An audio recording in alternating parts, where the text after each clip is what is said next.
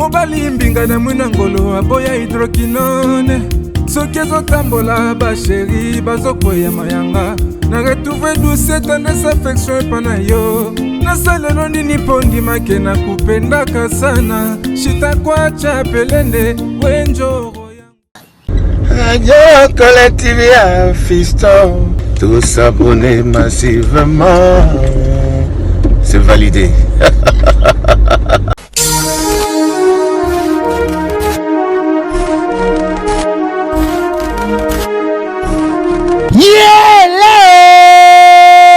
Kinshasa yokela ngai eloko oyo di bino batu bozalaka na posa ya kopase babo moma na babo séjour na bino bopesa confiance na Genesis Hotel po batieli bino bachambre ya qualité oyo eza na baclimatisation ya kitoko bambetu ya somo na banorme international eza mpe na baoreiller de rêve ebongo badouche na bango soki okoti ndeti kaka oza na mikili ya poto soki oza na kati ya Genesis Hotel wifi kutu bosana na yo po kokota internet ndeti kaka oza na Paris po kaka ba séjour na bino etikala inoubliable grâce ya Genesis Hotel okanisi esili tintin awa na Genesis Hotel atieli bino salle de fête salon Congo pour na ba mariage ba conférence ba réunion pe ba anniversaire de rêve na bino batu nyonso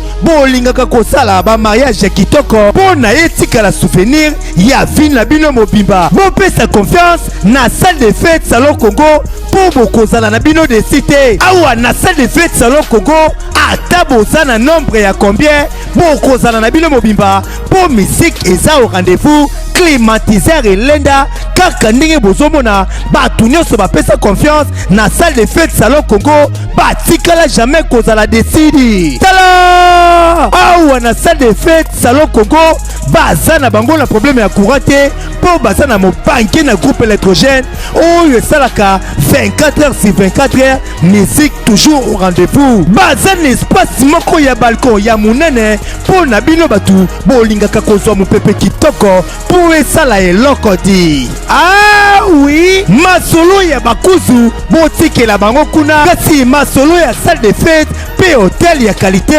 botikela Genesis Hotel po awa soki okoti lokola kaka oza na paradis kidimie otuninga ya adresse ezwami wapi zwa papier na stylo po koma Genesis Hotel ezwami na commune Kasavubu avenue Kandakanda numéro 8 oza na yo mobimba to pebenga bango na ba numéro oyo eza affiché na ba poste de télévision na bino okozala jamais desi ah Genesis Hotel bandaka lozalaki wapi tala ndenge ba congolais basali ba mariage na bango na ba salle de fête ya Mwanza pe ba séjour na bango na ba hotel oyo ezangela tina o tolobaki te tolobi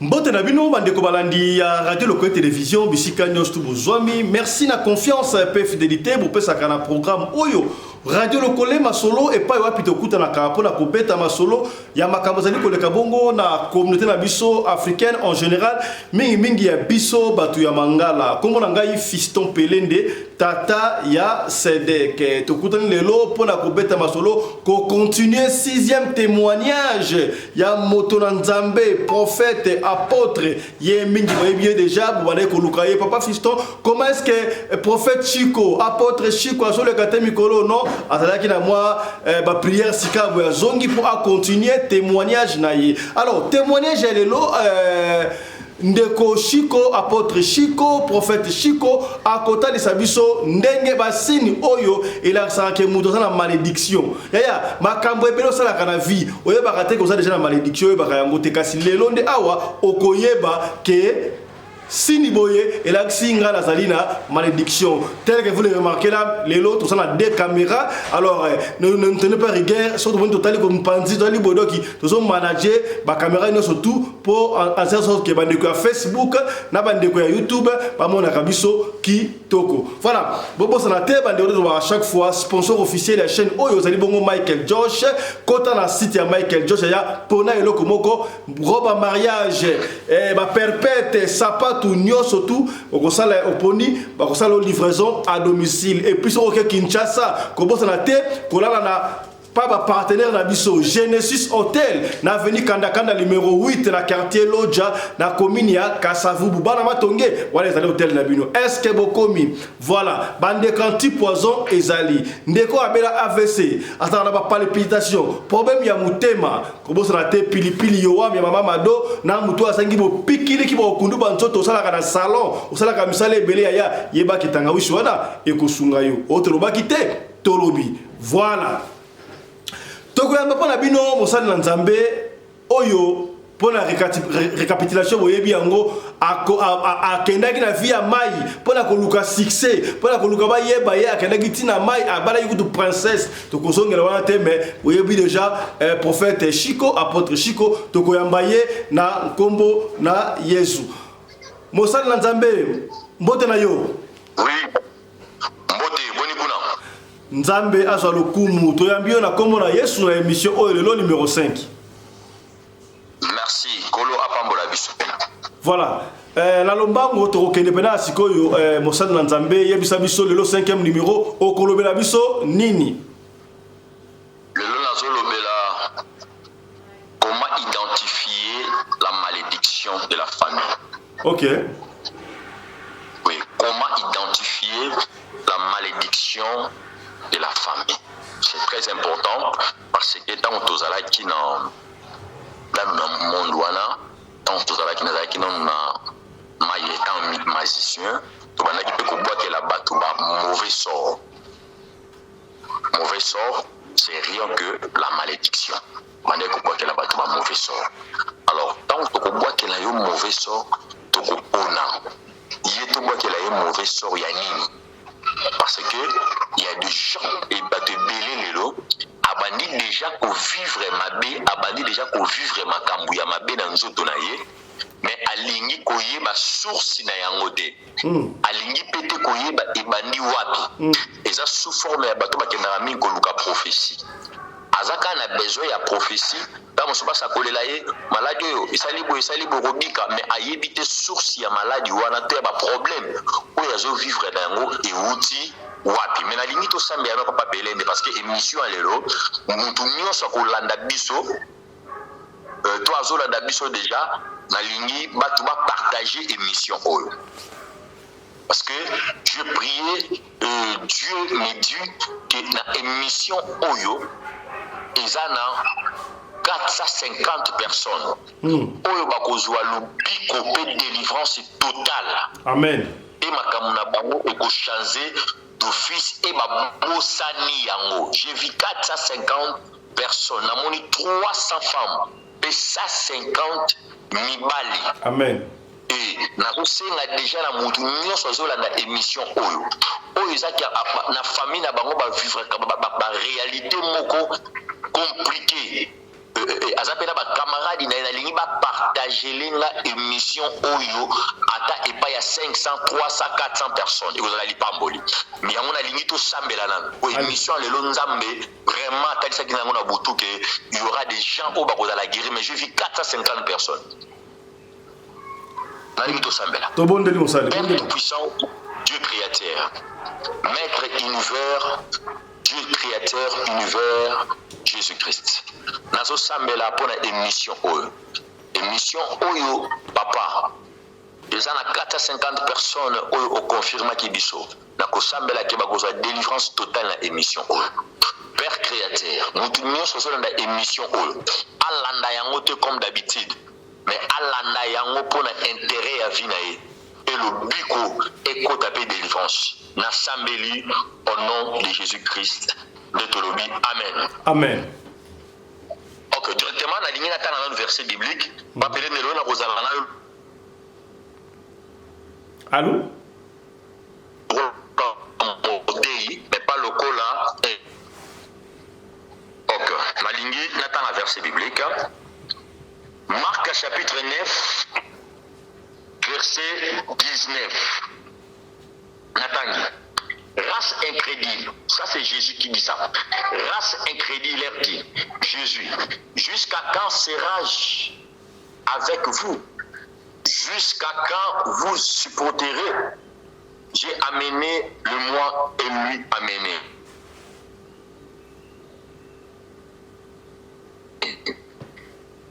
Et à aussitôt que l'enfant vit, il y a des appels sur le téléphone, supportera. Et aussitôt que l'enfant vit Jésus, l'esprit l'agita avec violence. Il tomba et se roula par terre. Et écumant, Jésus demanda au Père, combien est-il du temps que cela lui arrivé depuis son enfance? Bien-aimé, awa bayeli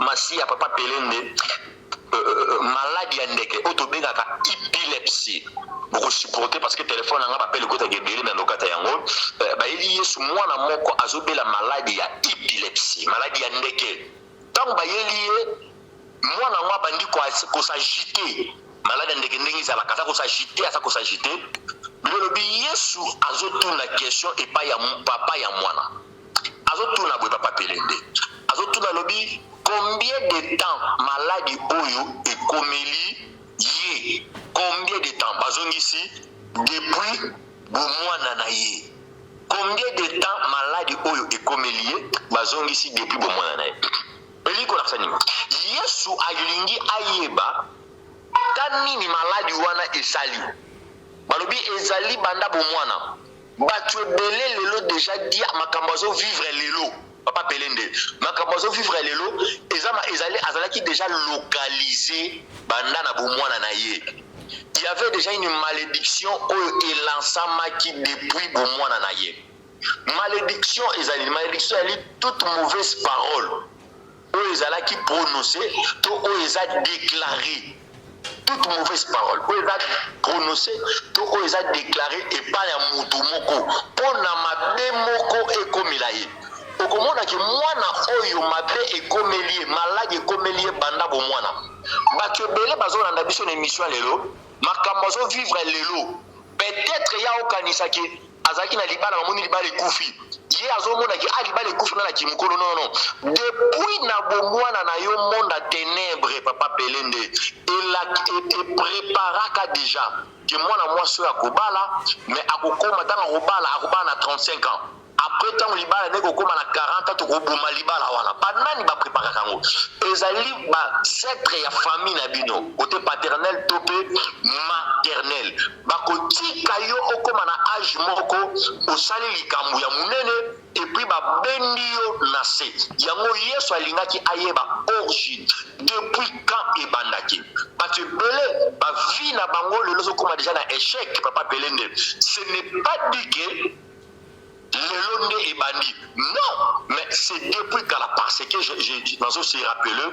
qu'il y avait un jour papa Pelende tous qui mission moko merci na moni besoin ngai na mutu tous qui mission moko to kende na mama yemo rappelle deux la ngai très bien OK tous qui mission moko to kende na mama yemo to kende ko détruire bana nyonso ya basi o babotami ko bana première lundi til vendredi.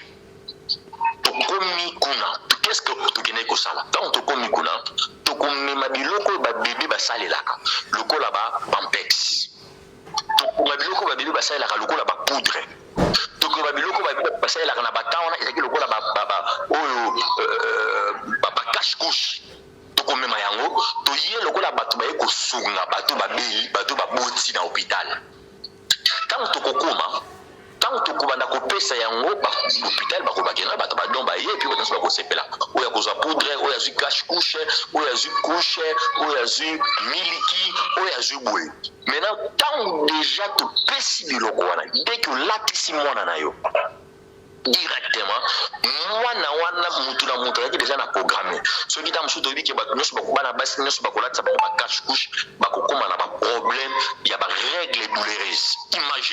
Imaginez que mwana ya bébé mais balancer déjà règle douloureuse na libumu na ye mwana ya ta mususu ya 5 jours lancé déjà règle douloureuse. Maintenant, le corps a moins il y a 5 jours. À régler règle voilà et qu'on se manifester quand et qu'on se manifester dans la période il y a règle.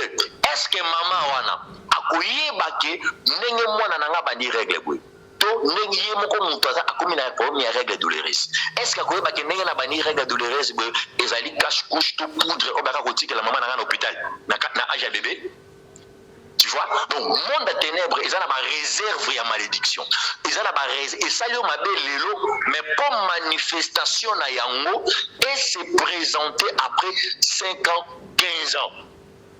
Pour remarquer hier soit tout ni moi moi c'est papa Pelende. Parce que tout na papa oh. Alors bien épargné depuis quand? Parce que hier soyez baki qu'il y a des choses oh que ko sikoyo.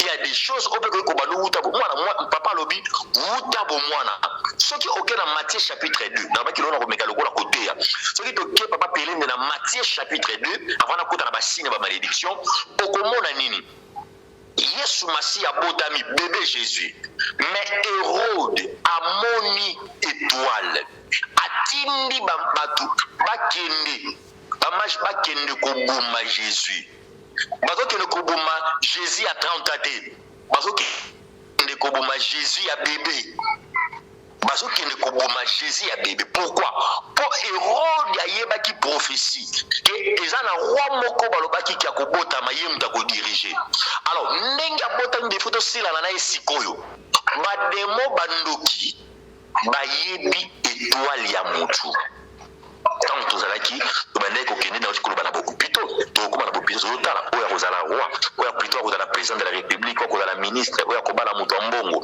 oyo akozala boyo maintenant tobandi kobebisa ba étoile moto mosusu mwana mosusu topesi cache couche tant totima ba règle douloureuse tokani mabota na ye moto mosusu bapesi mafuta aka azopakola yango vi na ye mobimba akovivre via phénomène femme et mari de nuit à vivre via masque de vieillesse nous avons à kokuta na ba problème ya ba déception ebele mais ebandi uta na bo bébé yango na ligina lo ba comment identifier la malédiction dans le famille nengeni no ko identifier malédiction tu ko bezali mauvaise sort banani babwaka ka mauvaise sort ezali ba magicien na tango na biso ne to banai ko bwaka ba mauvaise sort na ba hôpitaux to banai ko bwaka ba mauvaise sort na ba église to ko kota na église moko to bwakeli ba mauvaise sort to ko ki ko ya na kati ya famille moko songolo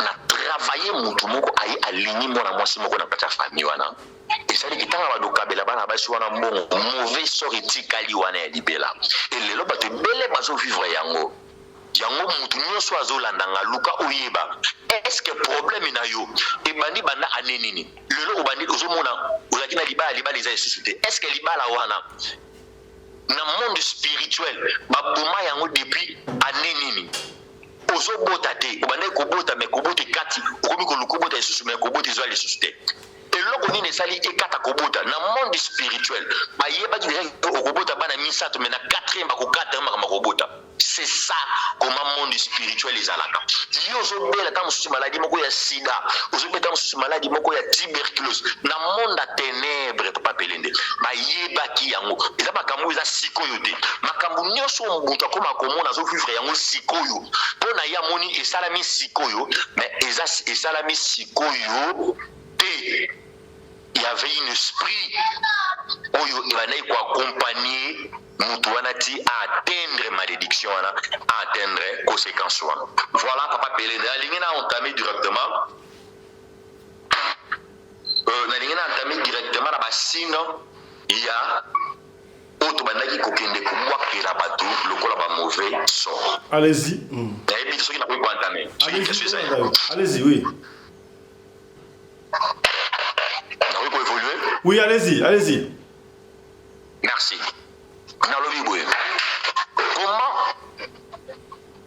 Comment identifier la malédiction? Nous allons faire la comparaison entre malédiction et bénédiction. La malédiction, c'est détecter ou signe suivante. 1. Humiliation. Premier signe ya mutoyo, tu bandaki ko boakela ba mauvais sort. eza na papa moko azalaki na mbongo ebele abandaki kovanda na Regini. Papa wana totindela ye mwasi. Tango totindeli ye mwasi wana balingani na mwasi wana. Deke kaka akushe na mwasi wana mala moko na lobi nango ake musala balongoli na musala. Abandi komituna me pourquoi balongoli na musala ti papa wana akufa même na AVC ayebi teke mutu alongolaki musala ezali mwana mwasi oyo biso totindaki tosiblaki na kati ya mwana mwasi wana azalaki deja na basini bavene ya demo oyo tobengaka bademo oyo tobengaka azalaki deja na bavene na ye. Ntango papa wana kaka directement accouché na jeune fille wana komboni kutilizaka komo na ye Solange malamo papa na ke musala bayebisi ye longwa na musala asa na de compte final azuite babiloko ya papa wana nyonso yake nango ebandi kokufa azalaki na kompani moko kompani wana ebandi kokoya mutuka na ye mokolo mosusu akota démarrer be mutuka epeli moto papa abandi kovivre humiliation. Il y a des gens comme ça vie na ye mobimiza vie ya soni eza vie ya humiliation bato nini bavivra vie ya soni eza bato oyo aboti bana me na bapapa misato aboti papa ya liboso mwana na yeko papa mwana liboso komo na ye Jean ya mibale ko papa ya mwana mibale komo na ye André ya misato komo na ye Marc ya azata mususu na 4 bana mais papa na bango baza différent. Ezali mutu oyo azovivre humiliation eza na mobali mususu azali papa mais na ndako na ye akokaka kozwa soin te ya mwasi pe ya bana mais azata mususu na Porto azata mususu na États-Unis akoza na Londres akoza na Afrique du Sud akoza na Kinshasa mais c'est un papa maman mais oyo azokoka kozwa responsabilité na ye te ni na mbetu ni na oui, c'est-à-dire que tout y a eza humiliation. Ce qui akutani asali relation na mutu wana suka il faut ka bakabwana na mutu wana. Donc via humiliation, via soni ezali mauvais sort ou tozobenga malédiction. Donc mutu nyonso to oyo azo vivre malédiction ezali mutu oyo azo vivre na se azo vivre humiliation ezali mutu oyo azo vivre malédiction. Or le malédiction et humiliation wana il y a deux catégories. Première catégorie où tu vas dire que nous boka la na chukoloba, tu vas dire que nous boka yango na hôpital.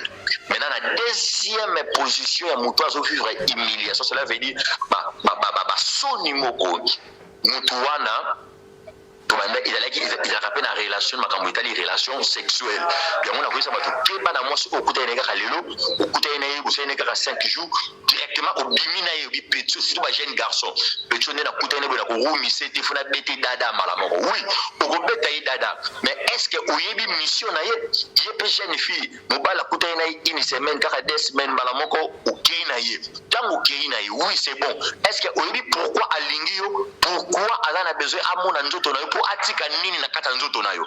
Donc le ba jeune fille belé o bazo vivre ba humiliation ezali ba jeune fille bazo vivre ba déception okomona mwana mwasi azo vivre na ye mobimba ezalaka ba déception akobana na mobali bien mais suka libala en effet bolingo en effet kufa ba mibalo ba okangama na ye eza ba mibali oyo bakopesa lokote.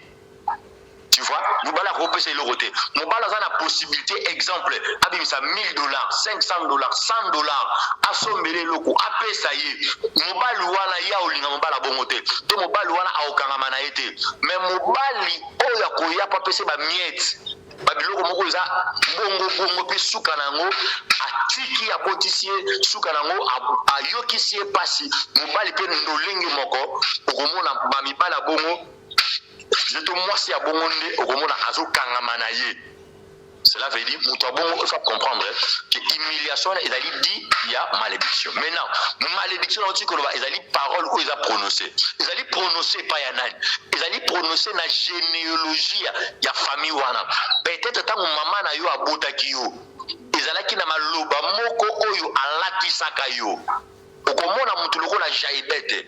Bibelobi Jaibet, il était considéré plus que ses frères. Mais nini ça n'est pas Jaibet. Jaibet considération et sila qui a commis qu'on vivrait humiliation. Bibelobi Jaibet a belilinza et pinzambe a intervenir. Mutu ala qui considéré ala qui na mon papa. Mutu mokazo landanga. On dit que ozalaki na mbongo, obanaki ozalaki na salaire bien. Obanaki ko sala. Ozo vivre vie bien mais d'office musala wana esila. Ba opportunité et comment bloquer. Eza na maloba moko oyo elobama, eza na mauvais sort. Maintenant ngai na yebi koma na koyi kolongola mauvais sort wana, na koyi kolongola maloba wana, malédiction wana po obanda ko vivre maloba ya malamu. Po ondima. Bibelobi na biso. Josué alakelaki Jéricho. Alobi na Jéricho alakeli Jéricho pendant 500 ans. Alobi na mboka oyo mutako tonga yango mutali boso mwana na ya kokufa. Ezala ba famille musu baza ndenge wana. Soki abandika ko progresser, il faut soni moke kota. Donc batribili baza bon malédiction. Mais tant Josué aye Élisée aye, bibelobi Élisée alongoli malédiction. Nzamba pesi ngai pouvoir ya kolongola malédiction wana. Yozo landanga. Ozo sentir que vie na yo ekoti na humiliation. Okobenga ngai na numéro na ngai ozo leka wana, oza juste na tolo na nga, okobenga ngai na tana plus 243 999 37 69 79. Soko beninga nzambe na ngai akozala liboso. Wana ezalaki première signe ya mutu yo azomiye il faut pas que miye baki azana c'est ya malédiction. Merci. Deuxième signe, ezali manque de production. Manque ya production. Manque à production ezali. Muto yo a produire akate azwaka salaire. Papa pelende. Yo okendaka musala. Ozwaka salaire ya $3,000, $4,000. Mais na espace ya 6 jours. Na espace ya 1 mois. Mbongo esilaka yo oseritifaka maboko bamba. Manque ya production na maboko ya bato abongo tobandai kotia nini tobandai kotia ba toile d'araignée kombongo evanda te na maboko ya moto ndenge wana ozomona moto azovivre manque de reproduction à produire akate donc ye eza kaka échec kobanga na ote atomoni ata si salaire à $3,000 famille na bango bako benge malade ko se présenter ye moko ba dépense moko eko se présenter eko sala ke mbongo ya zuwana esila malgré que na poto sali 15 ans mais azaka na ndako te afutela kaka ndako mais sala 15 ans asala 19 ans na poto mais afutela kaka ndako aza incapable ya kosoma appartement moi ngai eza na bato bandana bandena bango service à prieur 6 mois asombi appartement na poto mais ala bato soit aza na poto 19 ans papa pelende mutu asali 19 ans na poto mais aza incapable ya kosoma appartement po ndako koma ya ye moko impossible. Pourquoi aza na manque batia déjà na kati na ye manque ya production aza déjà na manque ya reproduction akoki ko produire et la kati ya moto abongo ezali nini akovivre kaka ba échec so ka zimbongo akokena na ba dépense ti esili abandolo bana na simaka mbongo na salaka mais mbongo ngo na maboko emona na kate nani sikoyo ayaka na problème ya manque ya reproduction démon wana babengi na kombo ya leviantar 2 babengi na kombo ya démon maman ba démon wana biso tozalaki batindami na bango oyo tobandaki kokɔta na bandako ya bato na bafamille ya bato mpona koluka kohumilie mutu mpe kotia ye na manque ya reproduction okotravaille 1 mois mobimba okosala eloko te otekaka oza na poto osalaka bafere mais soki otindi kaka conteneur na kishasa bameli yango oza na poto kuna osalaka bafere mais soki kaka bafere wana ebadi koluka lokola emata okomona complication moko biloko ekutaki poto ezaki na mboka moko songolo ye po ya na mboka na yo bakangi biloko wana na aéroport kotisaki mbongo moko mais mbongo yango po ebima ekomi complication. Pourquoi? Babwakeli yo malédiction. Malédiction na babwakeli yo lelo te. Ezali bakoko na bino. To batata na bino, uta bo mwana na yo ne balansaki yango. Me balobaki po ekoma ekozela yo na âge moko songolo. Donc âge wana soki ekoki malédiction wana ebandi kose manifester. Donc yo zolandanga, ozo vivre déjà manque ya production. Retrouvons une normalité. Mais nous sommes en train de faire dans la maboko. Non. Retrouvons une normalité. Ils ont un démon maman, démon autre bengi le vianda. Bazo bakomi ko diriger mbongo na yo. Ko bana les premières, les 5, les 6 comme akuna bato babela raté na famille. Mais ce komi kaka le 28, ba problème est bandi ko botama, ba problème est bandi pombongo na yo ezwa maté. Osala ka maison moko d'habillement, osala maison moko ko coach la kombongo, ko coach la kombo. Mais nenge kwe au comprenez, c'est parce que on a un manque de reproduction. Tu ne peux pas reproduire. Tu ne peux pas reproduire. Or, ce qui m'ont taboué, à émission, non. N'a prophète Chico, pour ma boko nangai, ezo ma kozambongo. N'a prophète Chico, pour ma boko nangai, et comme ma kosimba, mbongo, pour te délivrer, na esprit, il y a maman, le viandard. Nous avons appelé ça qui n'a eu, c'est appelé biso secret wana. Pourquoi? Parce que tous allez qui n'a qu'à faire bango. Tu yebi, neni maman à travailler, neni le viandard à travailler. Na yebi comment na ko bloquer bango na vie ya mutu pour à travailler les sous-soutés. Or pour à travailler les sous-soutés et que c'est to longo la malédiction au batata na yo ba binga. Batata na yo ba déposa, ba maman na yo ba koko na bino ba déposa et loko moko songolo. Na kaka na cadre ya deuxième point wana ya manque de reproduction, tozali komona sous point auto komi awa ezali stérilité. Papa Pelende, Bible lobi moi si a se multiplier abota. Bay kombanyo sur la Bible to suka na ngoto mona babota. Anna azake komba suka na ngwa Sarah suka na ngwa bota. Elizabeth suka na ngwa bota. Batunyo surtout auto yebi na Bible que ça ke komba suka na ngo na Bible ezala mwasi mokote wa ça ke komba be akufa na Bible lobi akufi abotite. Je ne sais pas non atangi Bible mobimate mais na na certitude ya verset wana te mais on a yebi ezali ke mwasi mokote za ke komba aboti mais il y a des femmes ozala ndako libala mais stérilité et ça que tous les deux côté ya papa pe côté maman mais au comment na maman azo vivre stérilité à makasi. Maman a vivre stérilité, maintenant côté la libala, a zokane zemi, mais ceux qui à 3 mois, zemi fait bima. Avant les zemi, mais zemi ceux qui à 3 mois, c'est nous allons faire bima. Nous sukutu amon akata zemi na misute. On a ni na famille na bango baloba kiboy. Okokota ndako libala, mais okoma na tamoko, na ndako libala na kobote kokatana. Okokota ndako libala. Okozana mobale sika moko mokobota te. Vous remarquez mbasi ya bongo na libumu na ye ayoka lokola nioka etambola na libumu. Donc ayoka ba mouvement moko na libumu. Ça c'est 2. Okomona basi ya bongo bazana ba perte ya ba règle. Ya lobi ezala ngo cycle na ngai. Bazala ka mutu sheki ya cycle ko soki cycle ninde ba minga na baloba. Non. Na famille na bango ezala maloba oyo baloba. Ne écria kozanga kobota. Mususu ya sala ka ba avortement soki zeme koki 6 mois.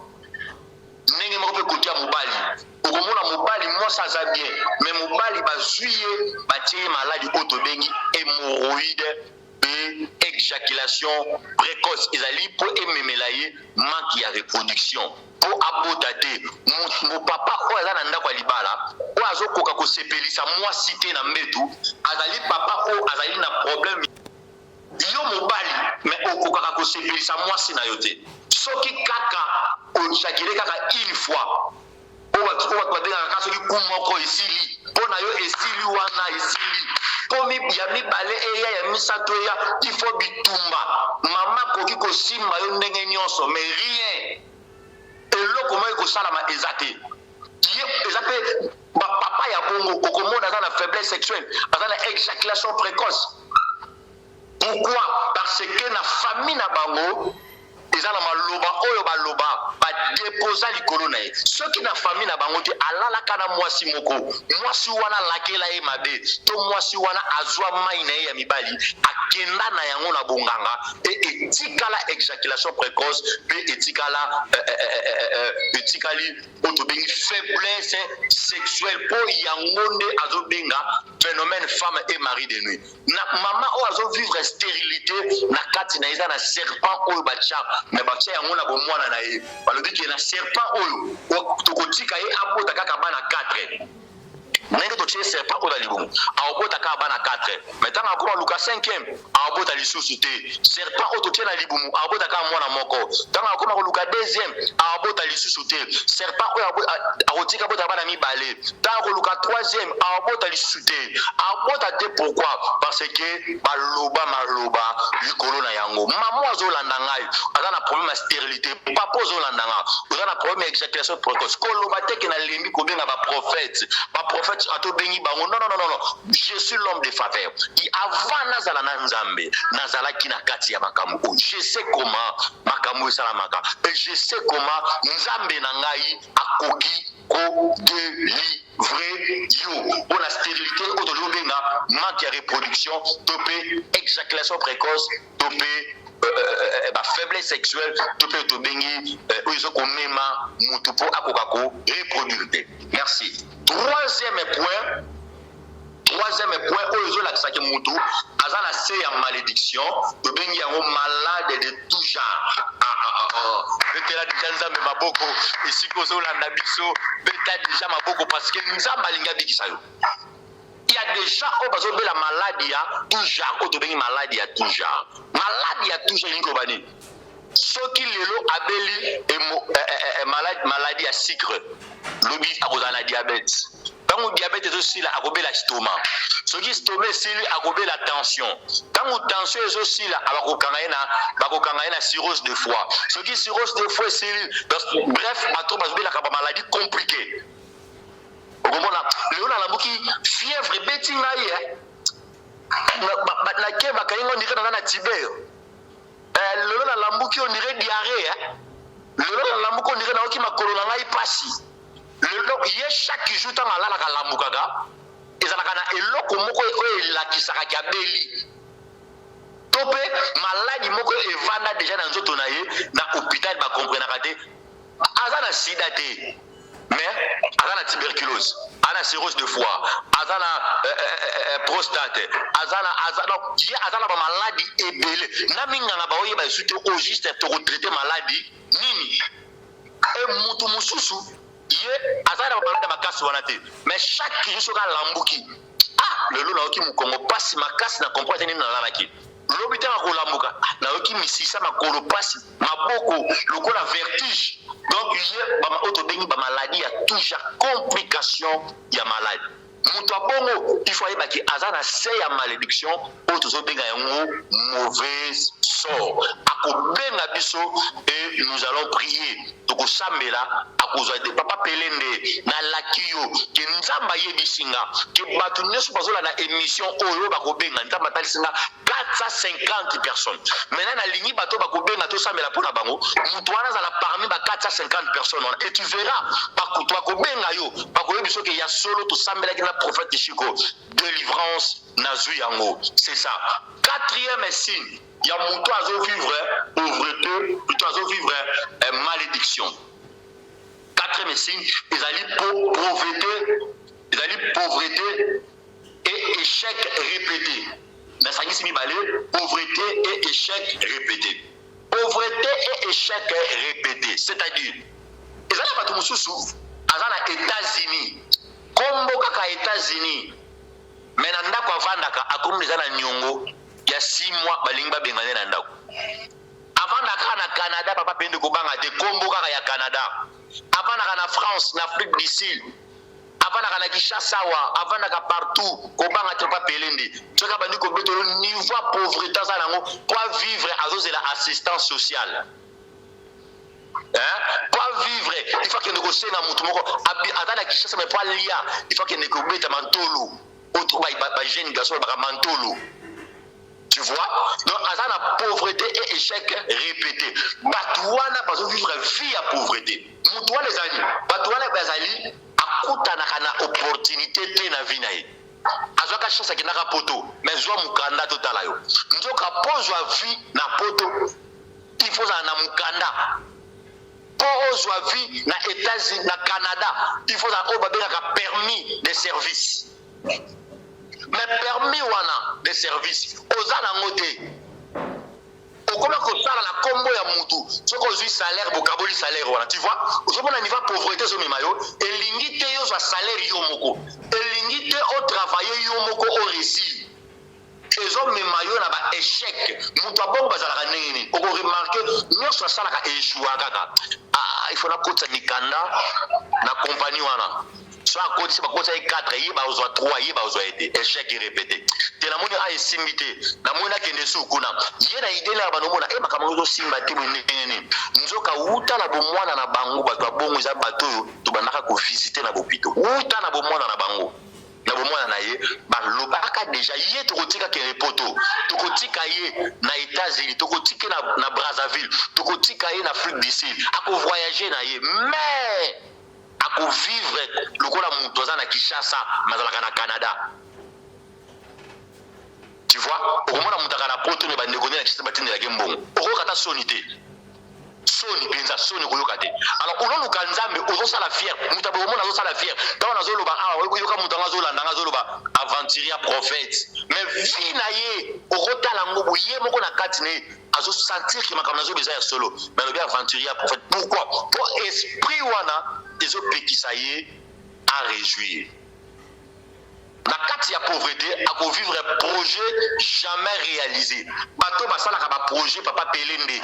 Sukozo la nanga ya nangai. Bato yo basala kaba projet mais il se réalisa ka teo. Neni yo mutu.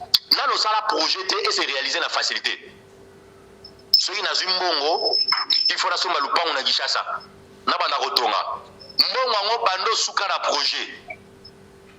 Et si mbakate mutu musu kuta somba ya lupango abina ko bando tungangu neka ka somba lupango asundola mutu musu abina osala projet na bana ba faire donc yeso yaka asali projet wana et se réaliser pourquoi na kata nzoto na eza na serpent d'information babinga ka bango serpent d'information tangu kaka okanisi to olobi qu'il faut na sala restaurant il faut na sala projet boy na voyager na sali kamoutel ndeka ko lobi serpent d'information wana oyo avanda na nzoto na yo directement ayebi ko lingo sala makamoutel maintenant ma place nyonso oyo il faut ça ozwela mbongo ba moyen ko o réaliser projet wana ako bloquer yango okomona obanaki projet ko soma lupango tiki okomi projet ko futela otiki ko projet fona somba na sala moi business otiki projet business na moni fona sala na likambustel vina e mobimba ele kaka na ba projet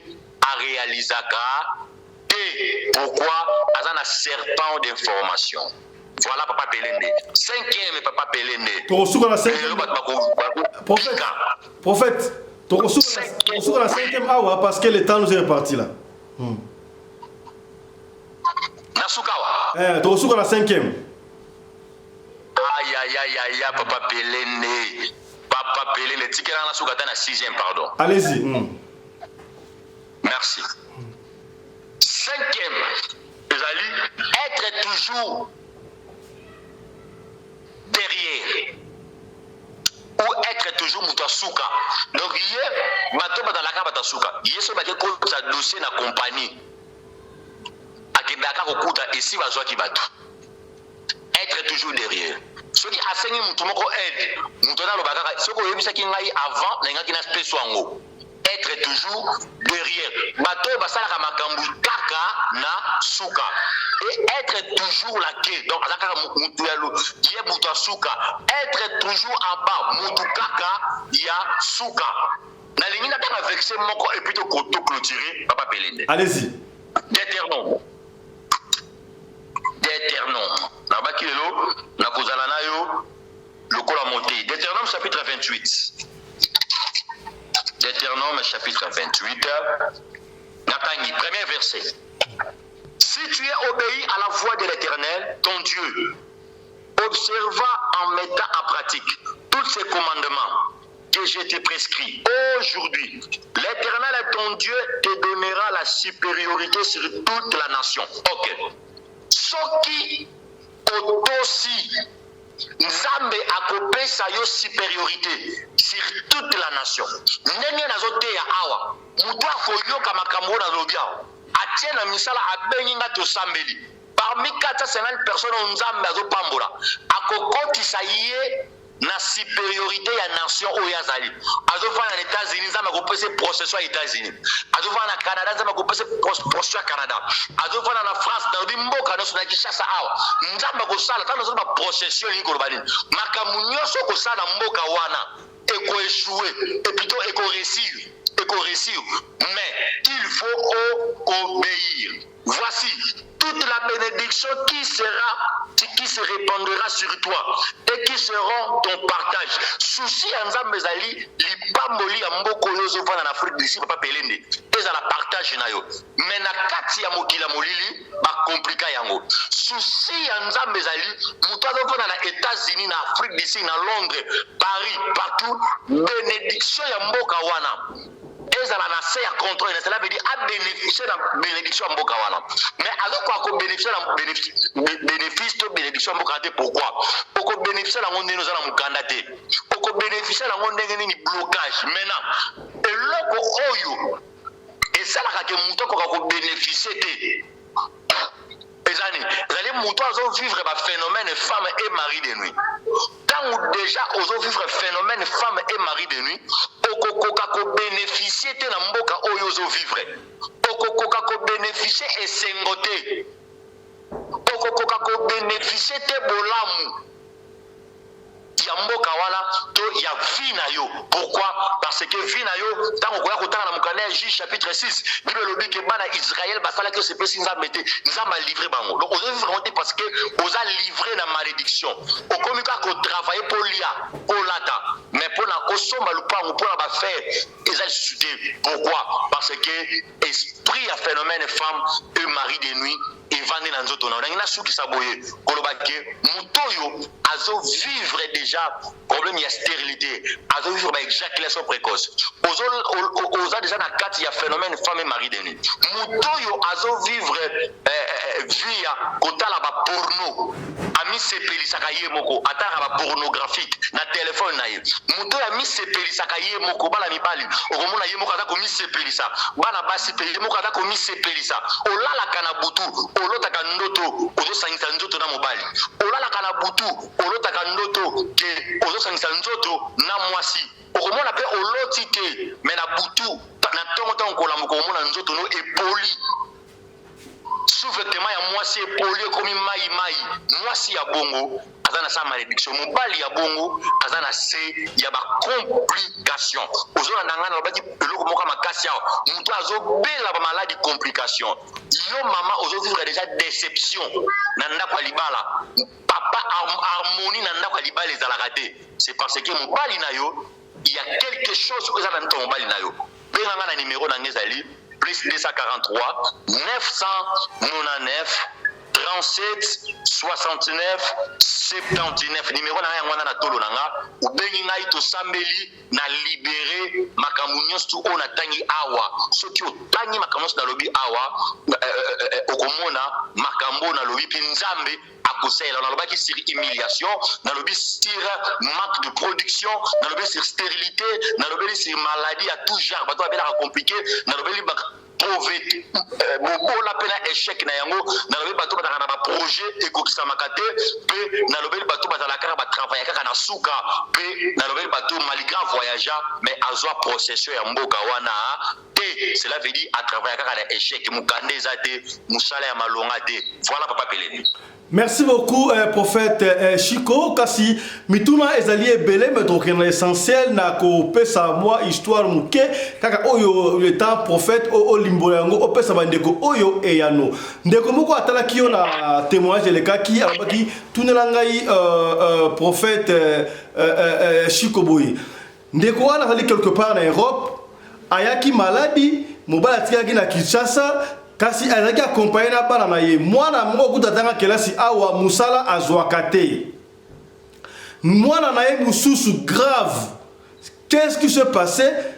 Azwaka ba séjour ba pesaki ba séjour ya ba 3 ans 4 ans 5 ans konso mbala o ba boyi ko buzongisa ba boyi ko pesa séjour akende ko renouveler mukanda ba yebisi or yo ko renouveler mukanda ndenge nini yo de moni aussi okomaki lettre awa ozana besoin ya ko renouveler mukanda te olingi ozonga na mboka na bino ndeza to cancel déjà mukanda na yo or ye atinda ta lettre on a te ayep makamwa te ozondima te yaka ba bimiseli papier écriture na ye signature na ye ya komano na ko renouveler te na zonga na ngai wa les akanini wa ezali cas il y a ba démon géant associé dans la famille paternelle ou maternelle.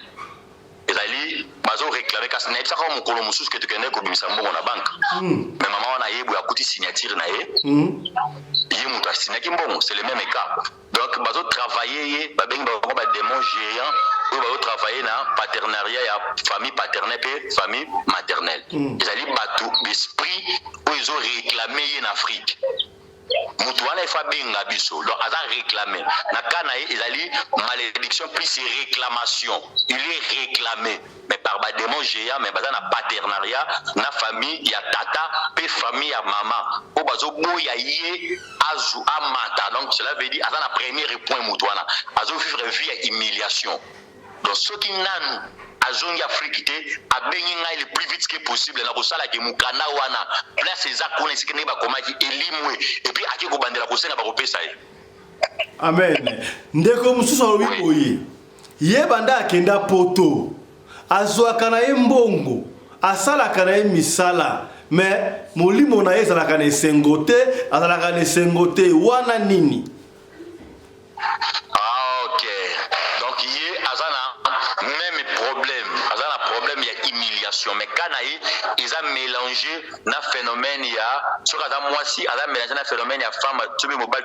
il y a plutôt mari femme de nuit c'est-à-dire malgré mbongo azana ngo mezo permettre était ACP na o azana yango donc mutu ya bongo c'est que ACP la déjà na butu eza aluta na ndoto te ki azo CP na butu to azana fête moko na butu mais azo CP la déjà na butu ba tie na premier point toujours azana problème il y a humiliation parce que ba humilier donc il y a pour na ezali cas ya phénomène femme et mari de nuit ndi bazala mingi na bakawana ba travailler ka mingi na démon autobengi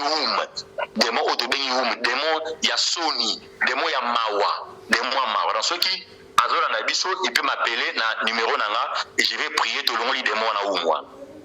Voilà, je crois to silisi pour la lokasi dernière question oyebi sika boy ozalaka sombele suka bisengo prophète batune ba réclame est-ce que binone bosambela rapport na batuwana ka naka ezalaka na monter ngo bafutaka to ndenge nini po sika boy osenga batwa benga sana kobenga et comme pesa $4 to facture ka te yesu bateka ka ete Yesu bateka ka ete puis prière bateka ka ngote mais au moins na kozala un peu normal et peu hypocrite ezala baka mususu oyo esengaka il faut ko poser offrande.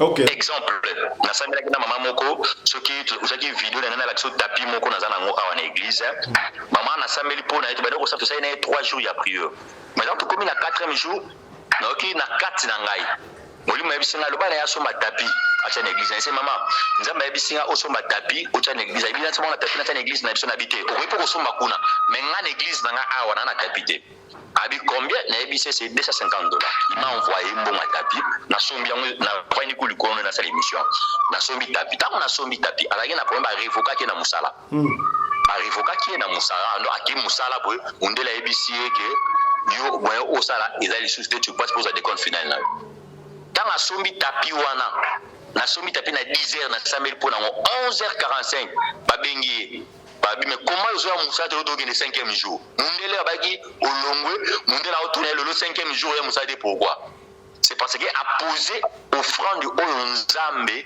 à Lobaki ndamoni résultat donc voilà offrande za na ba prité kana keza na prité na ko sambela pona o fi na bondi poni sili ndingi wana mais za na ba kamuso senga yo opposé offrande muso na ko bano oze offrande oyo eza na motema na yo mais soki nzambe atinga na motema alobi yebisa asomba ntango souffleur atia na église nanga na oyebiso mais nakotanga mota mbongo te.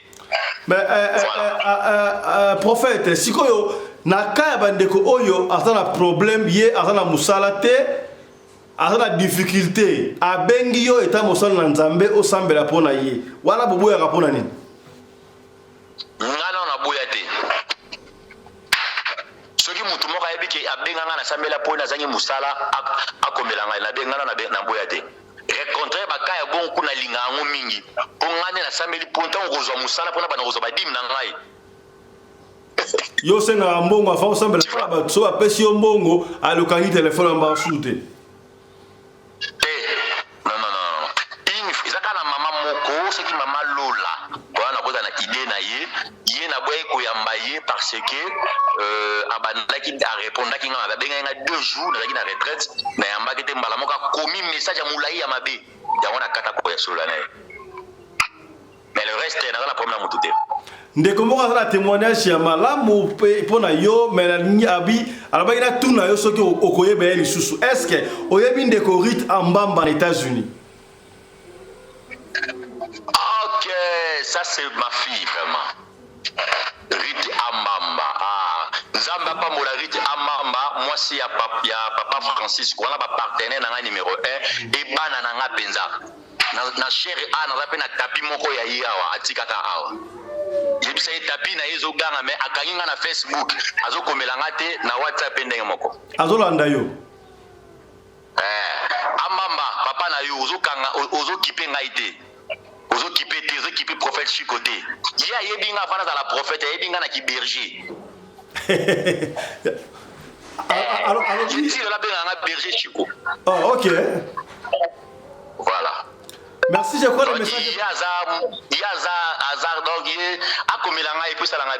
Voilà, je crois que yo awa après émission peut-être voilà. Prophète, comme la petite souka barbani olobi da olobi surtout là et là on a dans une minute on va finir. Bon, on a ko bakisa na émission eza conscience. Eza conscience na ya mutu na mutu atala vie azo vivre. Mutu na mutu ata la vie azo vivre ala bateki ma prophète basenga kambongo ba prophète basala kabo je suis serviteur de Dieu vraiment mutu na témoignage na ya solo za Rite Ambamba wana oyotangi je suis vraiment serviteur de Dieu oye soazui na place moko pe akomise lelo est grand homme de Dieu mutu na mutu alandinga atala na ba point ona lobeli soki pe na lobi point mususu te oyo za ke na lobeli kambo mutu wana za na ngote comprendre que obenga opposé nga kana yo wana donc il comment ina lobeza que mutu na mutu ata la vie azo vivre ata la est-ce que ça na son est-ce que ça na maladie est-ce que ça likamoko songolo ozo bota te pourquoi non ata la vie na so ata la vie na yamoni que vie na eza na bien azana na posa prière te avandi mais so ka moni ka na problème moko ezo nécessité service ya nzambe ya kisite abenga ngai to sambela nzambe ya Israël ozali boso na ye. Merci. Merci beaucoup Mosali. Mesdames et messieurs, c'est pratiquement la fin de cette émission. Tous ceux qui n'ont pas awa, portez-vous bien. Tokutani prochainement na numéro sur Radio Lokole Masolo. D'ici là, portez-vous bien. Santé d'affaires à tous hein. Chap chap. Et tchara. Yambo to solo Masolo lelo e pesi pasi to banini muninga trahi muninga parce que police financière a rendu brigade financière a rendu qu'est-ce qui s'est passé nani na funda ki muninga pona baya ko zoyer mais vérité c'est yebani pesi passe li solo e ko lelisa yo comment est-ce que mwana mai sapé pour Congo linga sapier commerce dans sala kanango boyebi ke makomingi na Europe na France et aussi ba souté alors bana mai mingi ba komi ko beta ba shita sima azongi na mboka passer Afrique ne mankambu a payer ba chaussure na ye akenda côté kana bloko musa miki vous comprenez mais moi a fundi pas mbila ko elie pour la kimutema be to ko beta lisolo to ko sona ngona liste na bino ya to beta lisolo o soka zali ya yo to zali ya famille na bino okobenga biso di memia so ngo contredire kaka ndenge zala ka maintenant communauté ya boto ko wana tika to pesa matondo to remercier Michael Josh sponsor officiel ya chaîne Oyo qui nous accompagne et qui continue à nous faire confiance. Michael Josh, merci à toi, merci à vous aussi Kozali wana. Alors to senga bino ko moko bandeko ko na site na website ya Michael Joyce au côté kuna oponi article ya soki net na Afrique boyi sikoyo winter nge banda comprendre siko na Afrique boye elo nge banda sama nge banda siko na Afrique bo so mona ngona oyo net ba t-shirt boye to la ti boye ba polo oyo ya Michael Josh o sentir kilo pena ti na polo pena boye mutandimi mais na Europe sika boye mali le banda donc kuna ba rivage ezali ba veste pene ya solo ba jaquette pene ya solo pour na winter c'est quoi hiver na Europe na Amérique na Océanie et bali déjà beaucoup ta kuna na site pour na commander quelque chose ya to supporter griffe ya wana mboka ko to supporter griffe ya wana mboka ya biloko ya kolata ya bien na moins cher tala yo que ça ba chercher kuna 1535 € sikalango ba trahir payo soko somba chercher na Michael Josh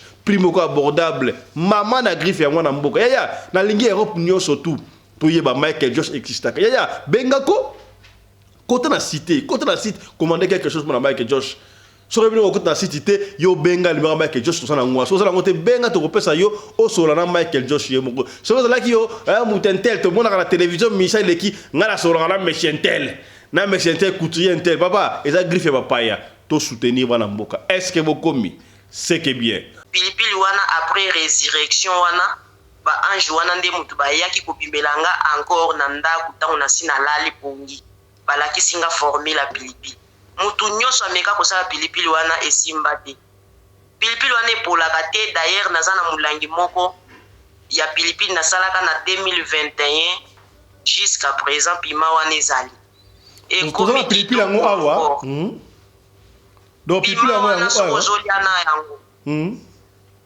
ata balobi convalescence ezalaki ya modèle nini soko leka na pima wana dans 2 semaines kanga photo chana stati bakotuna yo oleni no komi santé kitoko boye bato bazokamwa ngai lelo bazoyeba te nazoyebisa bango eza pilipili yango yo mama madozela pilipili yango yango bakomi awa Yoam Red Table Chili yango yo donc pilipili oyo ezo traiter mutema bino bakota la biso partout dans le monde entier pilipili yango yo formule o basali awa eza mama mado muta inventé yango te ndenge bo témoignage na ye kuta seko azongisa ye ba ange oyo ba ko fungola ye munoko po loba ba oyo ba ko longola ye kivadio pa telema po to mona yango batebele bazonga balamuka batika na défaut mais azonga sans défaut alors pona ko traiter bien ba ange basala ke formule oyo ya pilipili oyo yango wana pe donc eza moyen au bête nza parce que pepo asunga bina ba bota la biso bina ba témoignage pilipili oyo et ko ça la exporter partout ici kozali na France na Belgique na États-Unis donc boko benga mama mado ay sabino ndenge ni boko pilipili oyo obela problème ya cœur ya mutema ko kene mbangu te ya ba chawo mutema plastique te so bali ola pilipili oyo boko yoka ba témoignage nango ezali o to lobaki te tolobi pilipili yango bayebi ke biso na radio lokole avant toloba to megaka ngasi na sina miso laki déjà ngale mona pilipili yango to so ko mamado pilipili wana eza pe apéritif pona moto oyo aza na a perdre poids soko bandi kolia na pilipili wana obando tonda na yo te obandolia ti conscience nde mutu fo esala yo ke olie oconsommer trop tika elengi oyo eza na kata pilipili wana eza nil par ailleurs mais pilipili yango zoka mwa ngai na kati ngai wana nde eza mwa ngai na kati eza pipima ya ngai kamwa ngai wana eza lokola neti eza ngai tellement te ya makasi te eza ngai moko lokola mwa ngai neti mwa tondolo bilo mwa ndingu wana epesaka gu oliaka yango wana banzelu nde basaki yo chango mwa ngai ndengo wana to bango basaki pilipili ya ngai pe ndengo wana bango moko mutu basalaki yango bongo kaka na pongi wana bamekisinga basali yango bayebisinga meka na meki ntango na meki na yoki yango elengi boye bayelobi nanga banda kolia na yango pour rétablir santé noki imagine nasalaka 3 mois na hôpital oli yango pe apamba pesa mwa lutu nazalaka na koma imagine bamaladi nyonso bakutaki nga nango plus na nini makolo elemba ebukana nazalaki na cancer nazalaki na sucre ya diabète nazalaki na tension nazalaki na HIV, imagine nazalaki na poison, nalia poison ya balesi. Ozalaki na nini? Ozalaki na nini? Ozalaki pe na sida? Oui. Nazalaki pe lisusu na poison. Sida, pilipili osilisi sida. Sida ba maladie nyonso silaki après résurrection. Est-ce que yo kobela maladie bongo okufi? Ola mukasusu kana maladie yango. Mama Mado zeyana ntomeka pilipili oyo, zeyana pilipili oyo po okoya kosa biso pamba. Est-ce que molimo do pilipili oyo na zolia sika boye pilipili oyo ne banzelu bayaki. Na koto ange mutu bapesa formule wana ya pima wana. Na koto kalutu mobimbalia oswanga te. Nzoto o naza nango lelo eza nzoto oyo mama botanga nango te. Mama Mado zelana no. Mama Mado zelana la pilipili. Mama Mado zelana la pilipili oyo na kaguna ngoza gunini. Na bandeko na ole pilipili oyo. Tala na pilipili bele pela boye. Ngai papa sunda za wapi? Pilipili wana za 7. Pilipili wana za gu. Na yoki mwanga yi mwa matungulu oso lebwe ma eduquer esili nyonso na ebiso pipilo asokozolia nango kaka quelque soit malade nini yozalaki nango esili ezala tatanga wisi nde na nini bon to comme na suka mama Mado na sakatanga wisi wana mutu nyonso akomela ngo abika ka hémorroïde de n'importe quelle maladie. Pesa numéro na yo, pesa numéro na lombango. Pesa numéro na yo. Pesa numéro na yo. Na pesa numéro ezali 078 non 22 ça na ko da Afrique. Ya, people bani ko totenga deja boneni. Pesa chako da Afrique.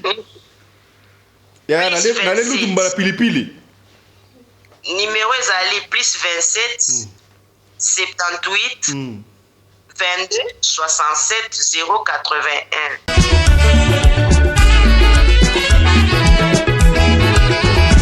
Hi everyone, I'd like to welcome you to the Peace Awards ceremony happening in Durban on the 18th of November, 6 p.m. at the Harbour Center.